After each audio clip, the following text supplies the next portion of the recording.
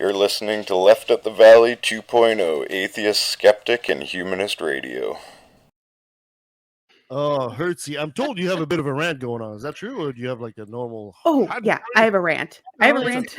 End of the week this Okay, week. so I know, but you know what? It's a rant, so I'm using my rant music. Do you want to rant, or do you want to just play the video first and then rant? She's ranting.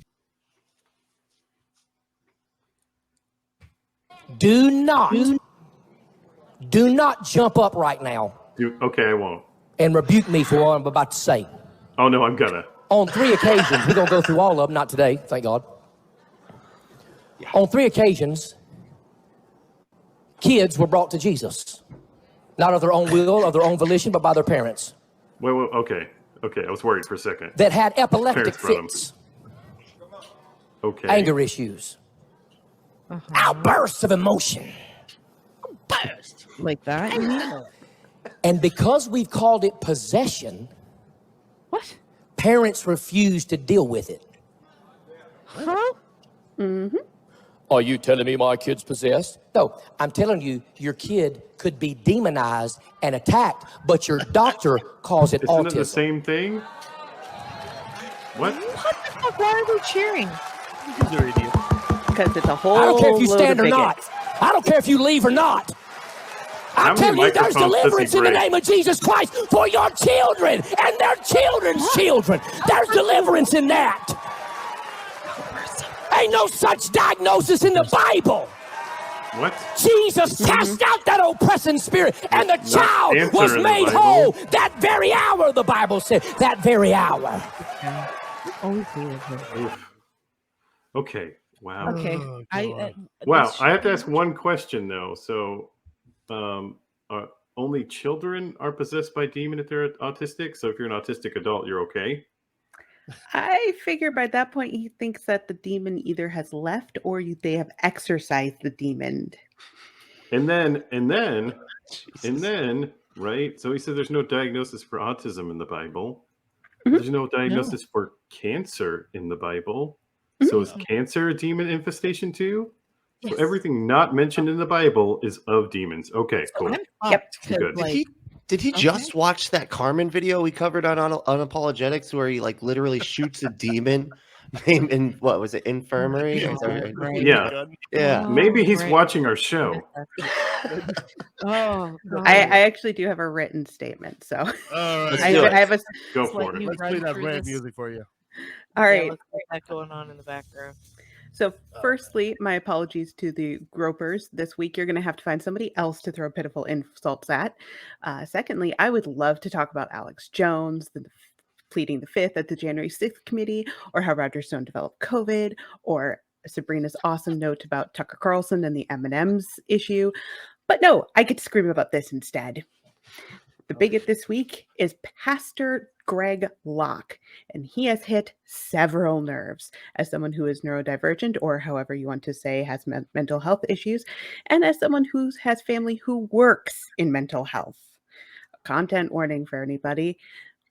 This is going to talk about autism, OCD, and epilepsy, and we're going to talk about the bigot who cannot handle these divergencies in children and seems to think they only affect children.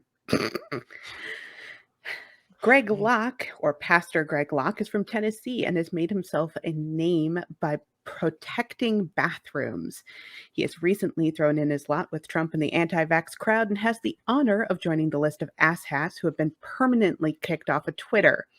Now he's decided to get us to the best of times, the Dark Ages.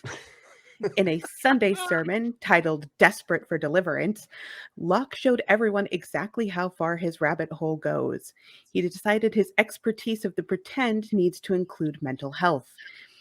He said that people who have decided to not deal with their children's fits, mood swings, and anger issues because, quote unquote, we call them possession, and no, I did not misspeak, we're talking about demon possession. Yes, indeed, parents of the audience, did you know for the low, low price of 10% of your gross income every week and full, complete obedience to Locke's God, all of your children's mental health issues can go away?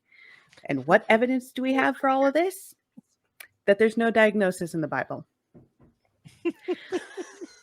I wonder why. Could it possibly be the things like autism, OCD, and epilepsy weren't named until 1911, 1895, and 1873, respectively?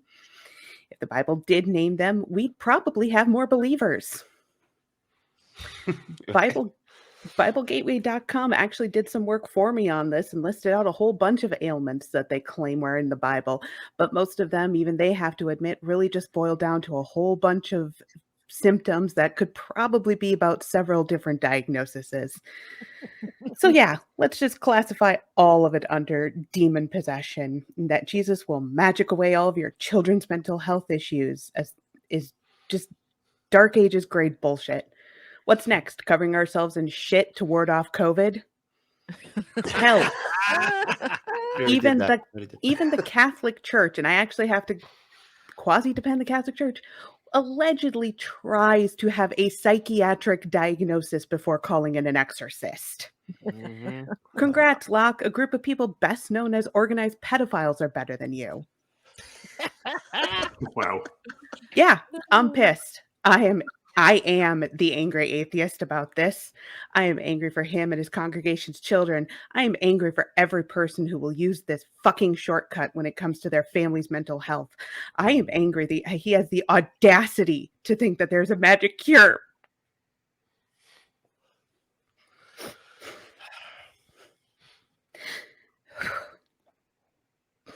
Okay, dear.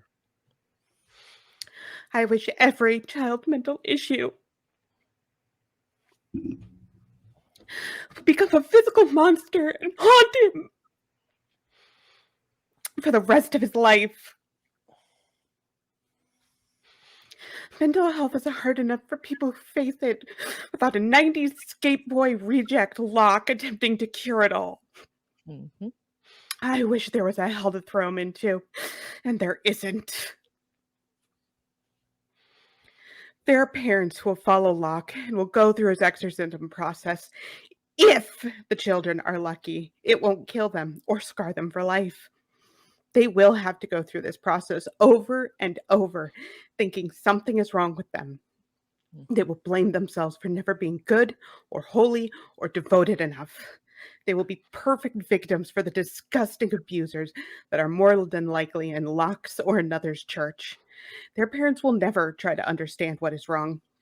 They will talk about other children cutting their own with a million tiny cuts until depression and anxiety become comorbidities that exacerbate their issues. Or a parent of, if they are lucky, they'll have a teacher or a parent of a friend who will give them that tiny bit of understanding that gets them through and hopefully out of this place where they can find out more about who they are. Others may never get a chance to see this and will spend their entire lives wondering how horrible they are, that they cannot exorcise the demon placed there by Locke.